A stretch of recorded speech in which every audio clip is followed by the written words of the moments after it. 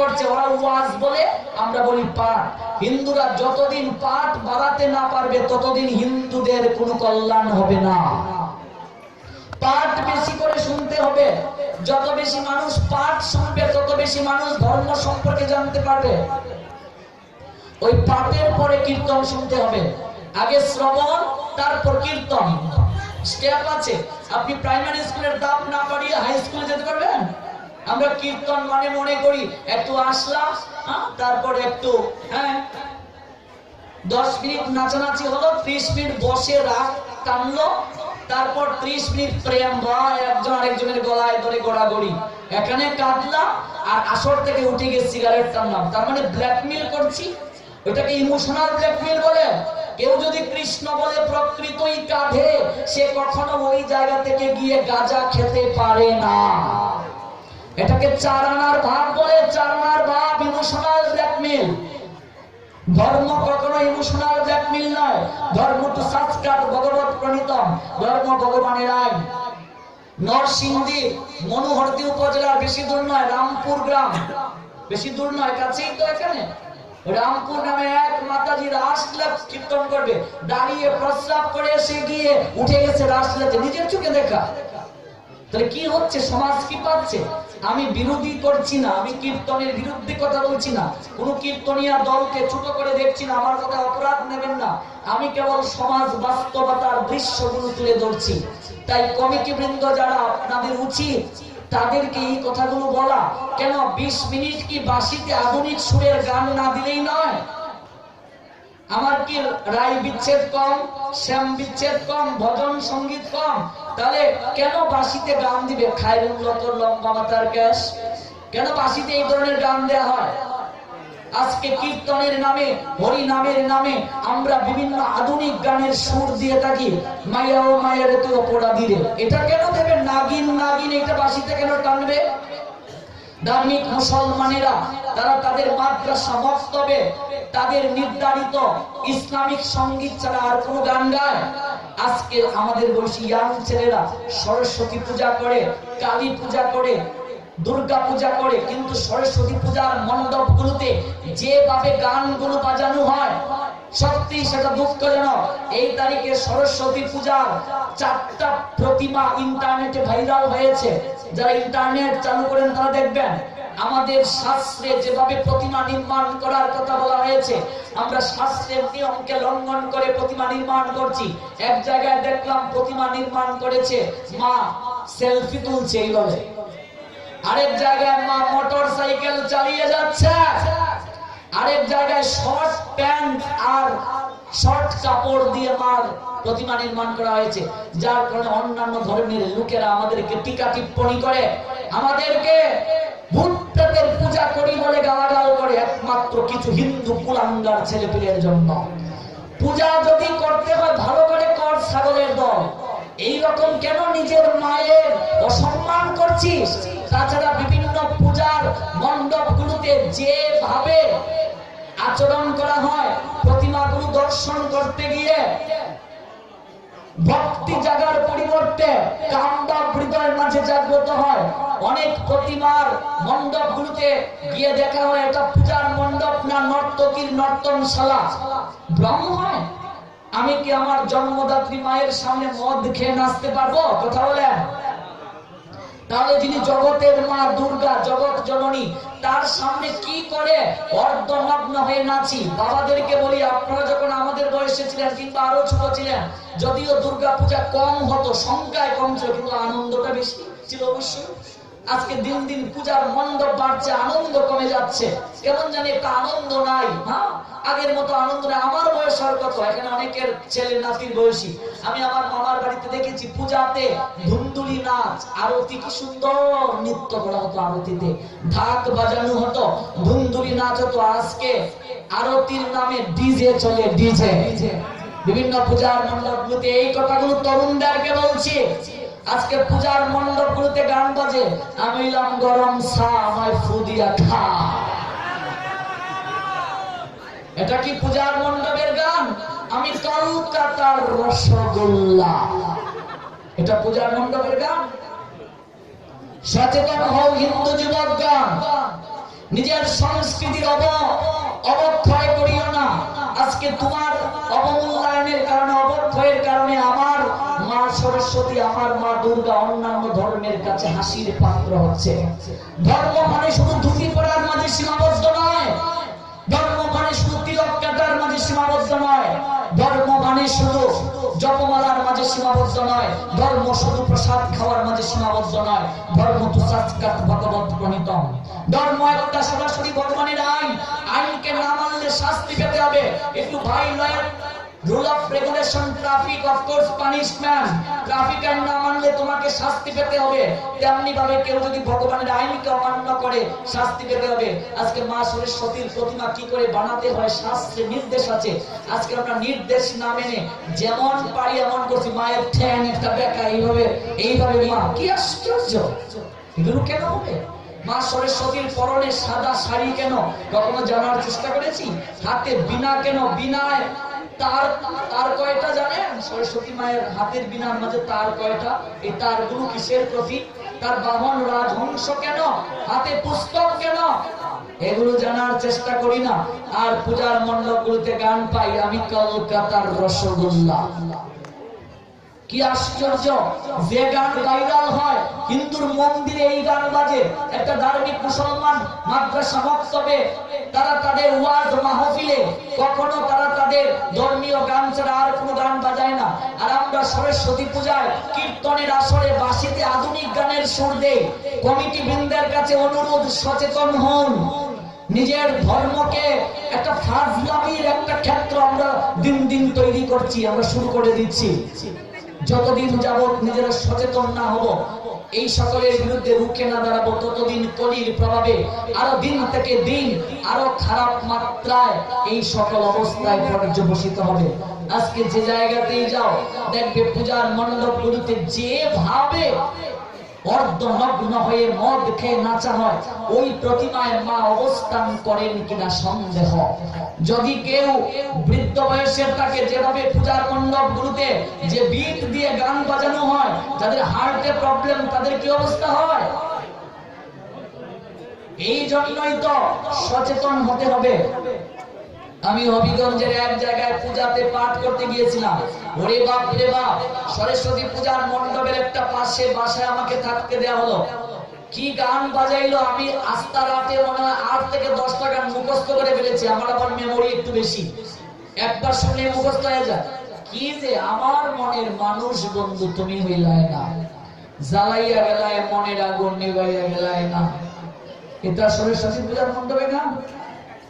আর কয়েকদিন আগে কি ডায়লগ ভাইরাল হলো, ঢেলে দেই, যেখানে যাও ঢেলে দেই। হ্যাঁ, পরিবেশটা সুন্দর না? সব জায়গায় যাও একই ডায়লগ। এই কি ঘটনা? এই কথাগুলো তরুণদেরকে বলছি। যে জায়গায় যাও, কদিন আগে গান ভাইরাল, মাইয়া ও মায়ের তুই অপরাধী রে, পুলায় কয় মাইয়া অপরাধী, মাইয়ায় কয় পুলা অপরাধী, জগতে অপরাধীতে পড়ে গেছে, পুলিশ দেখে না। কি আশ্চর্য! পূজার মণ্ডপগুলোতে এগুলো বাঁচবে কেন? নিজের বিবেককে প্রশ্ন করেন। আমরা হিন্দু না, হিন্দু হয়ে আমার ধর্মের আমি হাসির পাত্র করছি মানুষের কাছে। তাই তত্ত্ব জানো, তত্ত্ব না জেনে যদি কাজ করো তাহলে বিফলে চলে যাবে। আজকে একটা হিন্দুর ছেলে হয়ে আমি আমার নিত্য কর্ম কি জানি না। একটা মুসলমান কোন কাজ যখন শুরু করে বিসমিল্লাহ বলে শুরু করে না? একটা হিন্দু কোন কাজ শুরু করতে গেলে কি দিয়ে শুরু করতে হয় জানি না। জানবো কি করে? এত বছর যাবত কীর্তন করেন, শিখলেন কি আপনারা? এত বছর যাবত পাঠ দেন, শিখলেন কি? একটা মুসলমান বিসমিল্লাহ বলে শুরু করে তার কাজ, তুমি কি দিয়ে শুরু করবে? হরে কৃষ্ণ দিয়ে শুরু করবে? ওম তৎসৎ দিয়ে শুরু করতে হয়। এটা বৈদিক নিয়ম। এই জন্য আমরা কিচ্ছুই জানি না। একটা মানুষ যাবে কোন জায়গায়, কি নাম দিয়ে, কি নাম স্মরণ করে যেতে হবে? হ্যাঁ, একটা দুঃসংবাদ শুনেছো, কি বলতে হবে? তুমি ঘুমাতে যাবে, কি বলে ঘুমাতে হয়? তুমি খাবে, কি নাম বলে খাবে? নিত্যকর্ম হিন্দুরা জানে না। একটা মুসলমানকে নিত্যকর্মের কথা বলো, ওয়ান টাইম উত্তর দিয়ে দেবে তার নিত্যকর্ম কি। অথচ আমরা জানি না। জানবো কি করে? আমাদেরও দোষ নাই।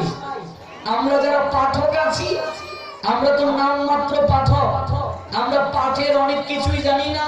একটু গান পারি, একটু নাচালাম, আর একটু শাস্ত্র ভালো করে পড়ি না পড়ি কয়েকটা গল্প শিখলাম, এসে শুরু করে দেই পাঠ।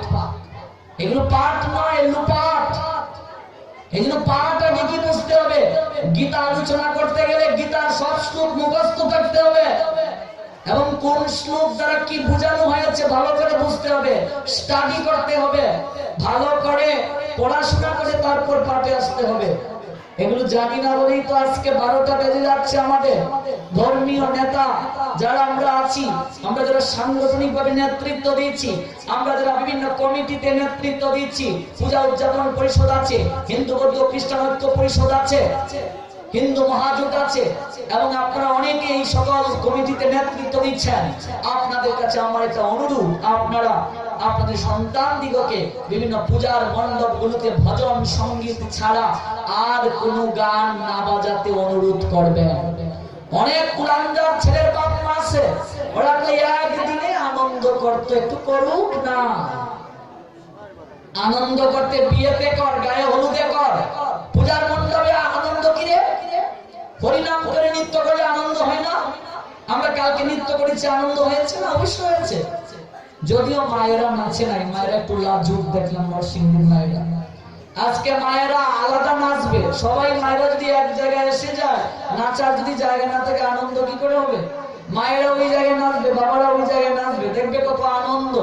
হাকিয়ে ঢাকিয়ে ফুল করতালে গাইয়ে ধাইয়ে নাচে, দেখিয়া সমন তরাস পাইয়ে কপাট হানিল দাঁড়ে। মহাপ্রভু তো নাচার কথাই বলছেন। নাচবো কি এই গান বলে? আমি কলকাতার রসগোল্লা আর মমতাজের তুই বন্ধু লোকাল বাস, এই গান বলে নাচবো?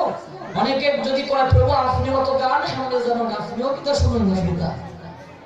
ওরে বাপ রে বাপ, যে গান ভাইরাল হয়, সার দোকানে এই গান, রাস্তা দিয়ে গেলেও এই গান, বাসের উপর এই গান, তাহলে আমরা কিন্তু খানের বিপদে থাকতাম। আমরা খানের ভিতরে ঢুকলেই তো মুখস্থ হয়ে যায়। এই যে অবস্থা, আজকে যুবকরা তাদের চরিত্রকে ভ্রষ্ট করে ফেলছে। তথ্য প্রযুক্তির কল্যাণে ইউটিউব বের হওয়ার কারণে আজকে ছোট্ট বয়সের বালক যারা, ওরাও পর্নোগ্রাফি পর্যন্ত দেখে। আজকে আমার বয়সী ছেলেদেরকে বলছি, পর্নোগ্রাফি দেখবে কেন তোমার এই বয়সে? নিজে সচেতন হও, নিজে সচেতন হয়ে নিজের কনজুগাল লাইফ, নিজের অ্যাডলেসেন্স লাইফ, নিজের যৌবন শক্তিটার অপব্যবহার করিও না, তাহলে ঠকবে। এই জন্যই তো সমাজে তো পরকীয়া বৃদ্ধি পাচ্ছে। যুবকদেরকে জাগাতে হবে, তাহলেই এই ধর্মীয় গ্রন্থের প্রকৃত শিক্ষা হৃদয়ে লালিত হবে। ধর্ম মানে শুধু রাম সীতার কিচ্ছা নয়, তার মাঝে তত্ত্ব কি। আজকে সনাতন ধর্মের মতো এত উন্নত, এত তত্ত্ব যুক্ত, এত বিজ্ঞান সম্মত, এত যুক্তি নির্ভর ধর্ম আর কোন ধর্মে নেই, আর কোন শাস্ত্রে নেই, আর কোন শাস্ত্রে নেই। অথচ আমরা রিসার্চ করি না। সনাতন ধর্ম থেকে পৃথিবীর সমস্ত ধর্মের উৎপত্তি হয়েছে। সনাতন ধর্ম পৃথিবীর সর্বশ্রেষ্ঠ ধর্ম। আমি চ্যালেঞ্জ করছি, এর মোকাবিলার সাহস নাই। সনাতন ধর্ম থেকে পৃথিবীর সমস্ত ধর্মের সৃষ্টি হয়েছে। আমি চ্যালেঞ্জ করলাম, কারো মোকাবেলা করার সাহস নেই। অথচ আমরা পড়ি না। গীতাকে লাল শালু দিয়ে, রুমাল দিয়ে ঠাকুর করে বেঁধে রাখি, মরার পরে বুকের মাঝে গীতা দিয়ে বলো হরি হরি বল করে শ্মশানে নিয়ে যায়। আরে মরা বেটাকে তিলক দিয়ে কি লাভ? জীবন দশায় তিলক দেই না, মরার পরে মরা বেটাকে তিলক দেই। জীবন দশায় দুটি পড়ি না, মরার পরে মরা বেটাকে দুটি পড়াই। মরা বেটাকে গান গাইয়ে গিয়ে শ্মশানে নিয়ে যায়, মরার কানে কি হরিনাম যায়? মরারে গান শুনে কি লাভ? বাবার কোলে করে ছেলে যাচ্ছে, ছেলে বাবাকে বলছে, বাবা ওরা সবাই কি করছে? বাবা বলছেন, আমরা সবাই কীর্তন করছে। বাবা, সবাই যদি কীর্তন করে, যে লোকটা শুয়ে আছে সে কেন কীর্তন করছে না? ও কি করে কীর্তন করবে? ও তো মরে গেছে। যে মরে যায় সে তো কীর্তন করতে পারে না। বাবা, মরে গেলে যদি হরিনাম কীর্তন না করা যায়, একদিনও তো তোমাকে হরিনাম করতে দেখি নাই, তুমিও কি মরে গেছো? আমরা জীবিত থেকেও মরার দলে। ওই মরার পরে তোমাকে গান গেয়ে শ্মশানে নেবে, তোমার কানে যাবে না? মরার পরে শ্রাদ্ধ বাসরে গীতা পড়ে মূর্খের দলে। আরে জীবন দশায় গীতা না পড়লে মরার পরে গীতা পড়লে কি আমার উদ্ধার হবে? তাই লাল শালু দিয়ে রুমাল দিয়ে বাঁধা গীতাকে খুলে আমার যুবকদেরকে বলছি, পড়ার টেবিলে এনে গীতা রাখো। পড়ার আগে একটা শ্লোক পড়ো, তারপর নিজের পড়া শুরু করো। আমার তরুণ এখানে বন্ধু যারা আছেন, আমার বয়সী ছেলে যারা মেয়েরা আছেন, সবাইকে বলছি পড়ার টেবিলে একটা গীতা রাখো। আজকে হিন্দুদের গড় পুজো অনেক গরিব গীতাই পাওয়া যায় না, আর যদিও পাওয়া যায় 20 টাকা 30 টাকা দামের ছোট গীতা। আরে বন্ধু বান্ধবদের সঙ্গে যদি আড্ডা দেই 300 টাকা বিল উঠে যায়, একটা গীতা কিনতে পারি না? সত্যি লজ্জাকর অবস্থা। মাস্টার্স পাস করলা ছেলেকে আপনি বলবেন যে একটা গীতার শ্লোক বলো, আমি চ্যালেঞ্জ করব। 100টা মাস্টার্স পাস করা ছেলেকে গীতার শ্লোক বলতে বলেন, 99 জন মাস্টার্স পাস করা ছেলে গীতার শ্লোক বলতে পারে না। ভুল বলছি কি? কুরআন তেলাওয়াতের পরে গীতা পাঠের জন্য যখন ডাকা হয়, আমরা তখন বোঝা যায় কেমন হিন্দু। আমার নিজের প্রত্যক্ষ দেখা একটা ঘটনা।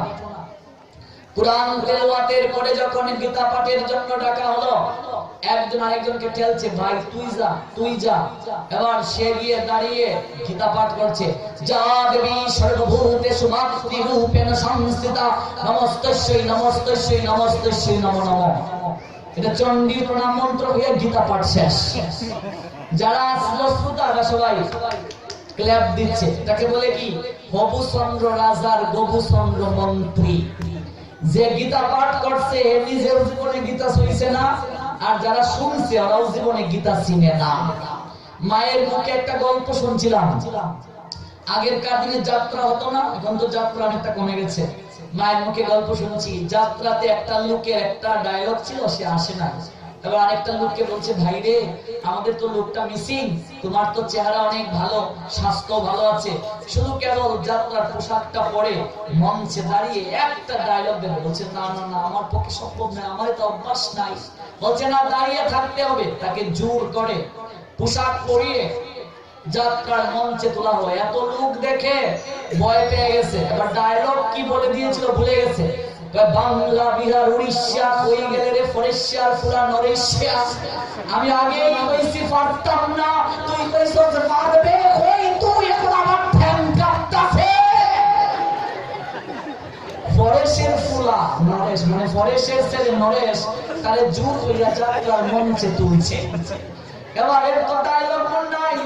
বাংলা বিহার উড়িষ্যা কই গেলে রে ফরেশিয়ার পুরা নরেশিয়া। আমি আগেই বলছি পারতাম না, আমি আগেই বলছি এখন পারবো না, তুই কইছস পারবে। এখন কই তুই, আমার ঠ্যাং কাঁপতাছে।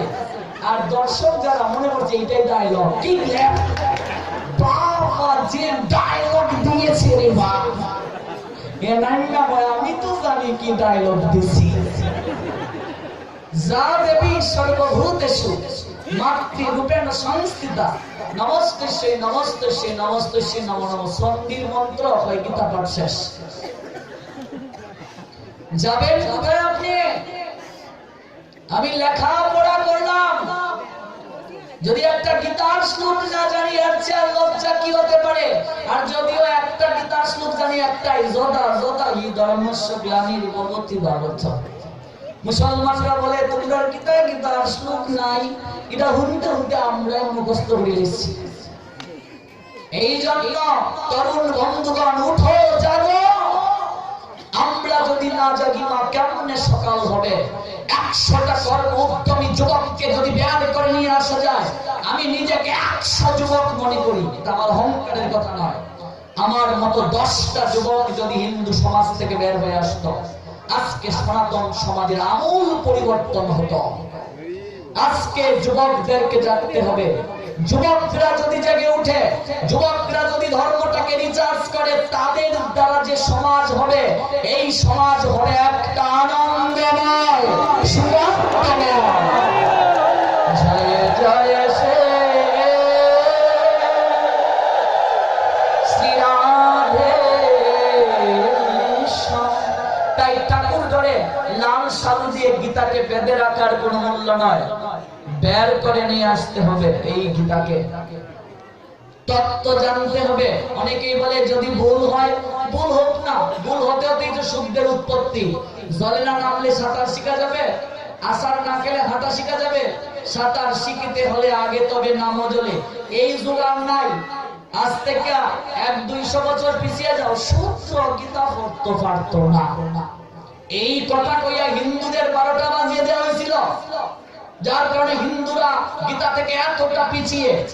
আর এখনো আমরা গীতায় পড়তাম যদি ভুল হয়, আরে ভুল দিতে হইতো রে, ভুল হইতো কিন্তু সূত্রের উৎপত্তি। ভুল না করলে কি কেউ শুদ্ধ শিখতে পারে? জলে না নামলে সাঁতার শিখা যাবে না, আষাঢ় না খেলে হাঁটা শিখা যাবে না। সাঁতার শিখিতে হলে আগে তবে নামো জলে, আগে গীতায় ঢুকো। ভগবান বলছেন দদামি বুদ্ধি ইয়াগম, আমি তোমাকে বুদ্ধি যোগ দান করি। এই জন্য সংস্কৃত যদি না পারো, বাংলা অনুবাদটাই পড়ো। তুমি স্টুডেন্ট, এক অধ্যায় না পারো, একটা শ্লোকেই পড়ো। ধুতি পড়তে পারছো না, সময় নাই, প্যান্ট পরেই পড়ো।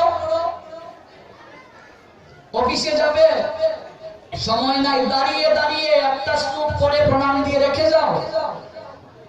আমি যখন মেসে থেকে পড়াশোনা করেছি, সুযোগ ছিল না, কিন্তু দাঁড়িয়ে দাঁড়িয়ে গামছা পরে স্নান ফিরাইছি, গামছা পরে দাঁড়িয়ে দাঁড়িয়ে পড়ছি গীতা। যার কারণে গীতা আমাকে কৃপা করেছে, আজকে এত দূর নিয়ে এসেছে। পড়তে তো হবে। আর জীবনে দুটি ঘরটাও শিখতাম না, গীতাও পড়া হইতো না।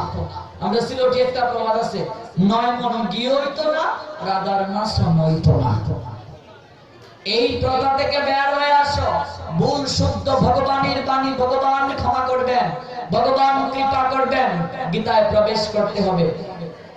এটা আমার সংস্কৃতি, কণ্ঠে মালা ধারণ আমার সংস্কৃতি। বলছিলাম যে প্রসঙ্গে, জয়ীছে রাধা তৈছে বৃন্দা, রাধারানী যিনি, তুলসীও তিনি। তাই তত্ত্বগত দিক থেকে তুলসীর সঙ্গে ভগবান বিষ্ণু মিলিত হতে পারেন। অভিনয় ক্ষেত্রে তিনি শঙ্খচূড়ের ধরনী হয়ে এসেছেন। এবার স্বয়ং তুলসী বলছে, তুমি যে আমার সঙ্গে মিলিত হলে জগতের সবাই আমাকে কলঙ্কিনী বলবে। ভগবান বলছেন, তুলসী তোমার এই দেহ থেকে বৃক্ষ পরিণত হবে এবং এর পত্র আমার চরণে শোভিত হবে। আর যে আমার চরণে একবার ঠাঁই পায়, তার কি আর কোনো অভাব বলে কিছু থাকতে পারে? তাছাড়া 56 ব্যঞ্জন যদি আমাকে রন্ধন করে দেওয়া হয়, খাবো দূরের কথা, আমি চেয়েই দেখবো না যদি সেই ব্যঞ্জনের মাঝে তুলসী পত্র না দেওয়া হয়। দেখেছেন? এবং বলছেন, তোমার এই অঙ্গ থেকে যে বৃক্ষ হবে, বৃক্ষ থেকে যে মালা হবে, আমার ভক্ত যারা এই মালা কণ্ঠে ধারণ করবে, যাদের কণ্ঠে তুলসীর মালা থাকবে না, হে তুলসী তুমি জেনে নাও, আমি ভগবান বলছি তাদের মুখ আমি দর্শন করব না। তুমি কেমন হিন্দু, তোমার গলায় মালা নাই, লজ্জা করে না? তুমি কেমন হিন্দু? এটা তো শাস্ত্রের কথা। একটা মুসলমান টুপি করতে লজ্জা করে না, দাড়ি রাখতে লজ্জা করে না, এটা তার সংস্কৃতি। সংস্কৃতি তার এটা। আমি হিন্দু কণ্ঠে মালা দেবো, এটা লজ্জা কি? এটা আমার সংস্কৃতি। তাছাড়া মেডিকেল সায়েন্স বলছে তুলসী থেকে 80টা রোগের ঔষধ তৈরি করা হয়। এগুলো আবার আসলে আমরা সায়েন্টিফিক ব্যাখ্যা শুনবো, কেন তুলসীকে মালা করে গলায় পরিধান করার কথা। আর্য ঋষিগণ বলছেন এই তুলসী থেকে 80টা রোগের ঔষধ তৈরি করা হয়। অ্যাজমা যাদের রোগ আছে, তুলসী কাষ্ঠের জল যদি শরীরে পড়ে, মেডিকেল সায়েন্স বলছে 13টা রোগের ভাইরাস সঙ্গে সঙ্গে নষ্ট হয়ে যায়। ক্যান্সারের ভাইরাসের নাম E6 E7 ভাইরাস। কেউ যদি প্রতিদিন 4 থেকে 5টা তুলসী পত্র সেবন করে, মেডিকেল সায়েন্স বলছে তার 100 ভাগের মধ্যে 99 ভাগ ক্যান্সার হওয়ার ঝুঁকি কমে যায়। এতটা ইম্পর্টেন্ট।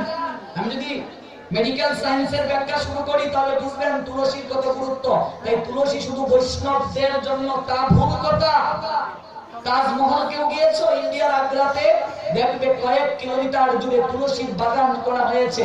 ওই তুলসীর গ্রাম যদি বাতাসের মাধ্যমে মার্বেল পাথরের মাঝে যায়, না ডেস্ট্রয়েড কালার নষ্ট হয় না। আজকে গ্রহণের মাধ্যমে অতিরঞ্জিত অতি ব্যঞ্জক রশ্মি, মেডিকেল সায়েন্স বলছে আমরা হিন্দুরা গ্রহণকে খুব গুরুত্ব সহকারে পালন করি। গর্ভবতী মাতাজি যদি গ্রহণের সময় যে কার্য করে সন্তানের মাঝে কিন্তু এই লক্ষণ দেখা যায়, এটা কিন্তু সায়েন্সও স্বীকার করেছে।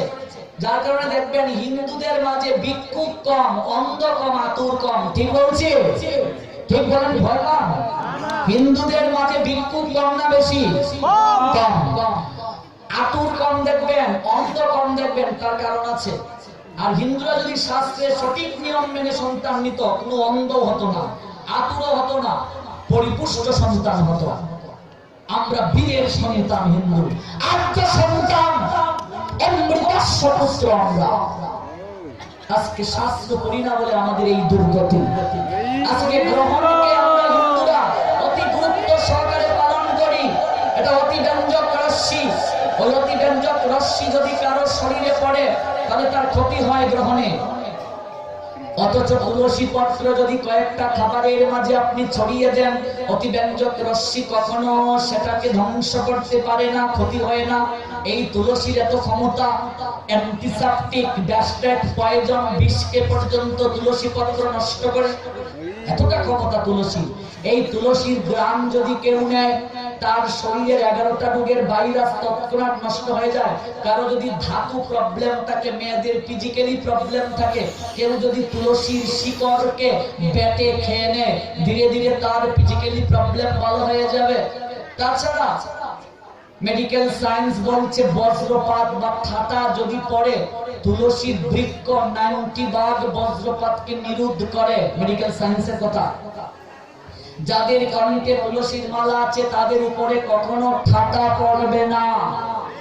ঠাটা পড়বে না, এটা আমার কথা নয়, শাস্ত্রের কথা নয়, মেডিকেল সায়েন্স বলছে ঠাটা পড়বে না তার উপরে। ডেস্ট্রয়ার এন্ড কালিজান পাওয়ারনেস খান সম্পা, এটা রক্ষা করে তুলসী। তাছাড়া সাপ, সাপের খেলা দেখছেন? দেখবেন একটা যদি জড়ি সামনে দেয়া হয়, সাপ এইভাবে মাথা নিচু করে, এটা তুলসীর মূল। মেডিকেল সায়েন্স বলছে সাপের কামড় থেকে যে বিষ হয়, সেই বিষকে নষ্ট করার জন্য যে ঔষধ তৈরি করা হয়, তার মাঝে 50 ভাগ তুলসীর অবদান। আপনারা জানেন? মাগনা আমরা তুলসী কাষ্ঠ ব্যবহার করি। এটা শুধু ধর্মীয় কারণ না, এটা শরীরের কারণ। তাছাড়া মেডিকেল সায়েন্স বলছে তুলসীর মালা যদি কণ্ঠে কারো থাকে, তার কখনো দুঃস্বপ্ন হয় না। অনেকে স্বপ্ন দেখে চিৎকার করে উঠে, মস্তিষ্ক বিকৃত হয়ে যায়। কারো কণ্ঠে যদি তুলসীর মালা থাকে, সে কখনো দুঃস্বপ্ন দেখতে পারে না। আর অনেক মেডিকেল কারণ আছে। তাই সবার কণ্ঠে তুলসীর মালা ধারণ করা উচিত, শরীরে ভালো রাখতে হলো। এবার বলছেন তুলসী, তোমার স্বামীর হাড় থেকে শঙ্খের উৎপত্তি হবে। পতিব্রতা রমণীরা তাদের স্বামীর মঙ্গল চিহ্ন রূপে এ হাতের মাঝে শঙ্খ পরিধান করবে। এই শঙ্খ আসলো থেকে মা, শঙ্খচূড়ের হাড় থেকে। তাছাড়া আরেকটা কারণ আছে। মেডিকেল সায়েন্স বলছে মায়েদের ফিজিক্যালি প্রবলেম হলে 3টা উপাদান শরীর থেকে বের হয়ে যায়। সায়েন্সের ছাত্র যদি কেউ থাকো জানবে, একটা হচ্ছে লৌহ, একটা হচ্ছে ফসফরাস। দেখবে মায়েরা 3টা জিনিস পরিধান করে, একটা সিঁদুর, একটা শঙ্খ। এখনকার মায়েরা পরে না, আমার মা কাকিকে পড়তে দেখেছি, লোহা, কায়স্থ, সীসা ইত্যাদি দিয়ে একটা চুড়ি করে না মা। এটাকে কি বলে? কায়স্থের চুড়ি, সাবিত্রীর চুড়ি। এইটা হচ্ছে তমগুণের প্রতীক, শঙ্খটা হচ্ছে রজগুণের প্রতীক, আর সিঁদুর, শঙ্খ হচ্ছে সত্যগুণের প্রতীক, আর সিঁদুর হচ্ছে রজগুণের প্রতীক, আর ওই চুড়িটা হচ্ছে তমগুণের প্রতীক। তাহলে একটা প্রশ্ন আসতে পারে, তাহলে সিঁদুর পুরুষদেরকে কেন পড়তে দেয়া হলো না, মায়েদেরকে কেন দেয়া হলো? প্রশ্ন হতে পারে না? তার কারণ ফিজিক্যালি মায়েদের প্রবলেম হলে শরীর থেকে যে উপাদানগুলো বের হয়ে যায়, মেডিকেল সায়েন্স বলছে এই 3টা যদি কেউ পরিধান করে, তার সেই উপাদান আবার পূরণ হয়ে যায়। দেখেছো কত বিজ্ঞান সম্মত এই ধর্ম? গীতায় 3টা গুণের কথা বলছে, সত্য, রজ, তম।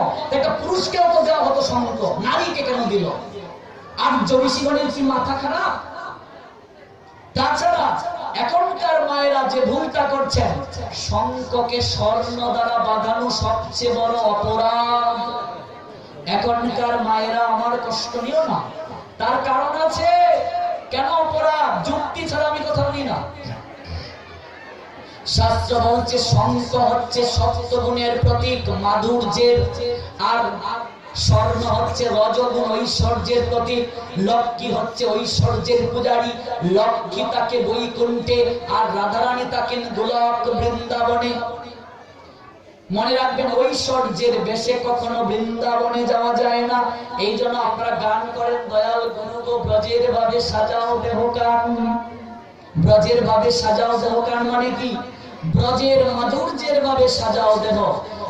চৈতন্য চরিতামৃতে আছে, হেরা পঞ্চমী তিথিতে লক্ষ্মী চেয়েছিলেন বৃন্দাবনে গিয়ে জগন্নাথকে নিয়ে আসবেন, কিন্তু পারলেন না।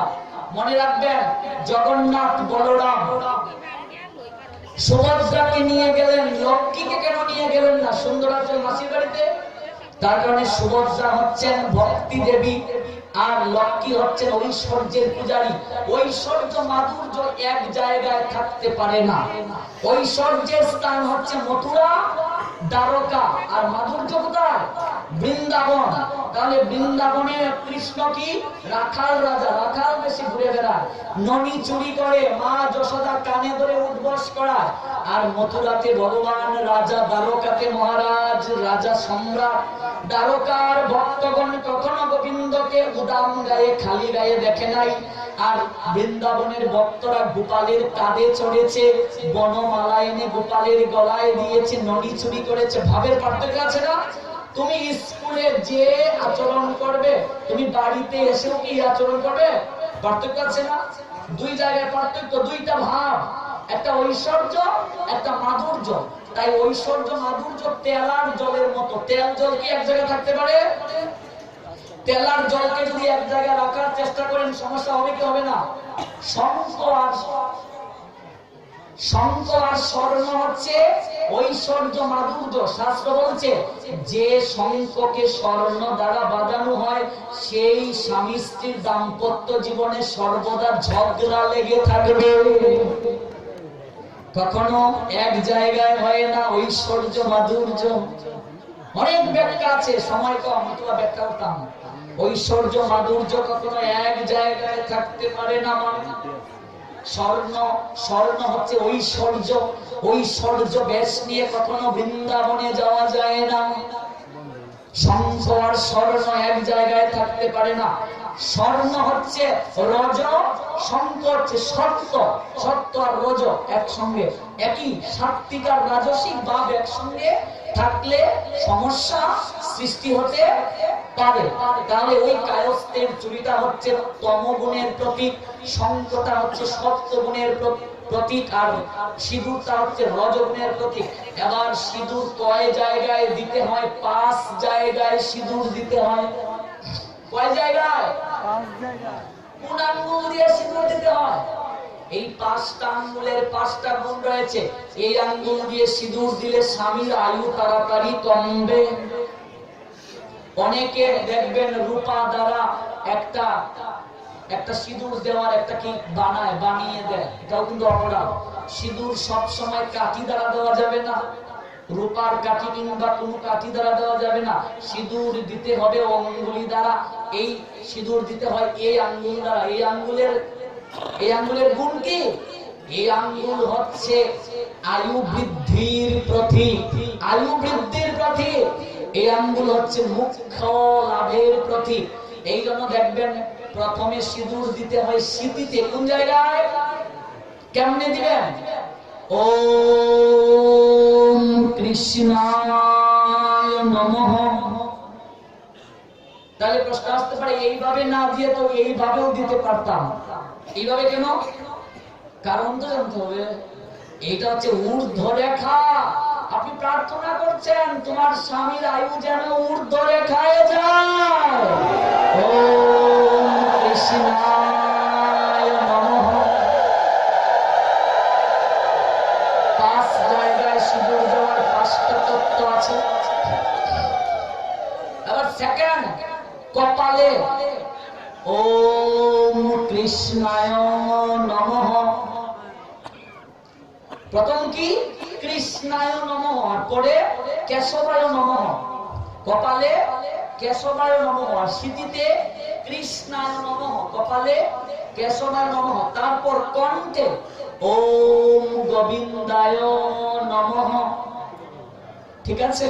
তারপর সঙ্গে এই দুই আঙ্গুলে নেবে, এখানেও একটু সিঁদুর নেবে, এখানেও নেবে। বাম হাত দিয়ে প্রথম দেবে ডান হাতে ওম মধুসূদনায় নমঃ। শঙ্কের মুখ আছে না, মুখের মাঝে ওম মধুসূদনায় নমঃ। আবার ডান আঙ্গুলিতে দেবে ওম মধুসূদনায় নমঃ। তারপর শাড়ি আঁচলে বস্ত্রে ওম মাধবায় নমঃ, যা আছে মুছে দেবে ওম মাধবায় নমঃ। ঠিক আছে? এবার একটা ধ্যান করতে হবে, দুটা শঙ্খকে এইভাবে নেবে, নিয়ে সিঁথির মাঝে স্পর্শ করবে। এবার মন্ত্র বলো, শিরভূষণ সিন্দুরম বর্তুরায়ু বিবর্ধনম সর্বরত্নাকরম দিব্যম সিন্দুরম প্রতিগৃহ্যতাম। এই যে যদি কেউ নিতে চান, আপনার নাম কি? আপনার কাছে আমরা লিখে দিয়ে গেছি এই প্রভুর কাছে, ওই প্রভুর কাছ থেকে ফটোকপি করে নেবেন, আমি লিখে দিয়ে গেছি। মায়েরা যারা ওই মন্ত্র নিতে চাও, আপনার নাম বলেন, বিমল প্রভুর কাছ থেকে ফটোকপি করে নেবেন, আমি দিয়ে গেছি ওনাকে। এবার মন্ত্রের অর্থ বুঝো, অর্থ যদি বুঝো আজ থেকে কেউ সিঁদুর ছেড়ে টিপ দিবে না। অনেক মায়েরা সিঁদুরের পরিবর্তে টিপ দেয়। আমি অনেকের সন্তানের বয়সী, অপরাধ নিও না মা, এটার অর্থ বুঝো। যে স্বামী তোমাকে এই দিব্য সৌন্দর্য দিল, কে দিয়েছে? স্বামী না? একটা বাঙালি মেয়ের প্রকৃত সৌন্দর্য কি? শঙ্খ সিঁদুর। দেখবে একটা মা যখন সিঁদুর দ্বারা সিঁথির আঙ্গায় কপালে সিঁদুর দেয়, কত সুন্দর লাগে, লক্ষ্মীর মতো মনে হয়। আর তাদের সবচেয়ে দুর্ভাগ্য যাদের এই সৌন্দর্য নেই, ঠিক না মা? স্বামী তোমাকে এই সৌন্দর্য দিয়েছে, আবার যাওয়ার সময় সেই স্বামী সৌন্দর্য নিয়ে যাবে। কতদিন উন্নত প্রক্রিয়া সময় থাকে ব্যাখ্যা করতাম। শিরভূষণ, শির শব্দের অর্থ কি? মাথা। ভূষণ শব্দের অর্থ কি? সৌন্দর্য। শিরভূষণ, শিরের সৌন্দর্য ভূষণ। ভূষণ মানে সৌন্দর্য। সিন্দুরম, একটা শিরের, একটা সিঁথির সৌন্দর্য কি? সিন্দুর। বর্তারায়ু, স্বামীকে আরেকটা নামে ডাকা হয়। সংস্কৃত স্বামীকে বর্তা বলা হয়, ব থয় আকা। ভর্তা শব্দের অর্থ হচ্ছে স্বামী। ভর্তারায়ু, ভর্তা যুগ আয়ু, ভর্তারায়ু। ভর্তারায়ু বিবর্ধনম মানে স্বামীর আয়ু বৃদ্ধির লক্ষ্যে। সিন্দুরম, সিন্দুর পড়ছি। শিরভূষণ, শিরের সুকান্তময়তায় সিঁদুর দ্বারা রাঙিয়েছি। ওহে প্রভু আমার, তুমি আমার স্বামীর আয়ুকে বৃদ্ধি করে দাও। এর চেয়ে সুন্দর কথা হতে পারে? সর্বরত্নাকরম, রত্ন দ্বারা যেমন কাউকে সাজালে সে অপরূপ সৌন্দর্যের অধিকারী হয়, রত্নাকরম দিব্যম সিন্দুরম প্রতিগৃহ্যতাম। গৃহ্য, প্রতিগৃহ্য, গুহ্য মানে গোপন, গৃহ্য মানে গৃহীত হওয়া। স্বামী এই দিব্য সৌন্দর্য দ্বারা সমাজের বুকে তার প্রেয়সী রূপে আমাকে গৃহীত করেছে। একটা স্ত্রী যখন কপালের মাঝে সিঁদুর দেয়, সমাজ তখন জানে এই মেয়েটা কারো না কারো ঘরের লক্ষ্মী। কি বলছি? কোন মানুষ তার দিকে খারাপ দৃষ্টিতে তাকায় কি তাকায় না? একটা অবিবাহিত মেয়ের দিকে তাকাতে পারে, কিন্তু বিবাহিত মেয়ের দিকে তাকায় না, কারণ সে জানে এই দিব্য সৌন্দর্যের দ্বারা সে বুঝতে পারে এই মাতাজি কারো না কারো গৃহের লক্ষ্মী, কুলবধূ। প্রতিগৃহ্যতা, যে স্বামী এই সৌন্দর্য দ্বারা আমাকে সমাজের বুকে তার লক্ষ্মী রূপে গৃহীত করেছে, হে প্রভু তুমি সেই স্বামীর আয়ুকে বৃদ্ধি করে দাও। সেই সৌন্দর্য নিয়ে যেন আমি জগৎ থেকে যেতে পারি। আর কেউ টিপ পড়বে? এত সুন্দর অর্থ জেনে কেউ টিপ পড়বে? আমার তো মনে হয় না কেউ পড়বে। এত সুন্দর অর্থ যদি কেউ টিপ পড়বে, যে স্বামী তোমাকে এত সৌন্দর্য দিল, তার জন্য যদি এই কাজটা না করতে পারো, এই ভালোবাসা রক্ষা করতে না পারো, তাহলে সেটা তোমার বিষয়। এবার মায়ের একটা প্রশ্ন করতে পারো, বাবা রে তোমার সব কথা মানলাম, ভালোবাসা কি তাই একতরফা, তোমরা কি তা বলো আমাদের লেগে? প্রশ্ন আসতে পারে না? এই সিঁদুর দিয়া কালী গীতা স্ত্রীর এই কর্তব্য নেই, স্বামীর আয়ু রক্ষা করতো, স্বামীর কর্তব্য না স্ত্রীর আয়ু যেন বৃদ্ধি পায়? প্রশ্ন আসতে পারে না? পাল্টা পাল্টি জবাব সর্ব জমে না। প্রশ্ন আসতে পারে, স্ত্রী কি শুধু সিঁদুর দিবে, সিঁদুর দিয়ে আয়ু বৃদ্ধির জন্য চাইবে? স্বামীর কর্তব্য কি? That's most important and impartial question. অত্যন্ত প্রশ্ন। স্বামীর সবচেয়ে বড় কাজ, মনে রাখবে, পতি কাকে বলে? বিয়ে করলে জামাই হয়, পতি হয় না। পতি হতে গেলে যোগ্যতা লাগে। পতি শব্দের অর্থ যে স্বামী তার স্ত্রীকে পতিত অবস্থা থেকে উদ্ধার করে। যদি কোনো স্বামী তার স্ত্রীর গায়ে হাত তুলে, বুঝতে হবে সে পুরুষ নয়, কাপুরুষ। স্ত্রীর গায়ে হাত তুলবে না? স্ত্রীর গায়ে হাত কেন তুলবে? তুমি কিসের পুরুষ স্ত্রীর গায়ে হাত তুলো? স্ত্রী লক্ষ্মী, স্ত্রী সরস্বতী। সংশোধন করতে গেলে তাকে অন্যভাবে সংশোধন করো, হাত তুলবে কেন? মনে রাখবে, এগুলো অনেক গোপনীয় আছে বিষয়, এগুলো ব্যাখ্যা করা প্রয়োজন। আজকে সংসারে দেখবে জামাই বউ একবার একটু মাথা মাথা, জামাই বউয়ের গায়ে হাত তুলে, বউ জামাই গায়ে হাত তুলে। স্বামী স্ত্রীর সম্পর্ক পতি পত্নী। পত্নী যে স্ত্রী পতিত অবস্থা থেকে হাত ধরে থাকে, 7 পাক যখন দেয়া হয়, দেখো স্বামীর কর্তব্য কি? স্ত্রী বলবে যে আমাকে সিঁদুর করতে হচ্ছে, সঙ্গ দিতে হচ্ছে স্বামীর আয়ুর জন্য। স্বামী তোমরা পুরুষেরা কি করো আমাদের জন্য? ওই যে 7 পাক দিচ্ছে, ওই 7 পাকের মানে কি? প্রতি পাকে পাকে একটা করে প্রতিজ্ঞা করা হয়। আমরা তো ঠাকুর দামন্ত্র বলে প্রতিজ্ঞা কিও জানি না, খালি হরিবোল মুগ্ধনি আর খালি বিয়ে হয়ে গেছে। এবার ঠাকুরটা যদি কয় অনুষ্কার বিসরণ যদি সংস্কৃতি ঘটন, তাহলে সকিত করে লুকাতন। তো বিয়া, এখন তো বিয়া মানে লক্ষ্মী বাড়িতে, সরস্বতীর বাড়িতে, কালীর বাড়িতে, দুর্গা বাড়িতে গিয়ে মালা দিলেই বিয়া।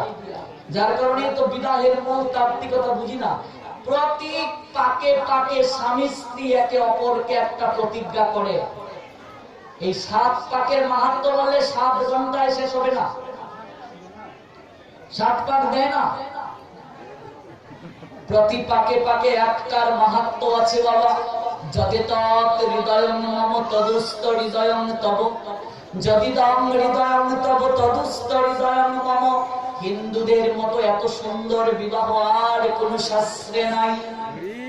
এটা অর্থ বুঝো।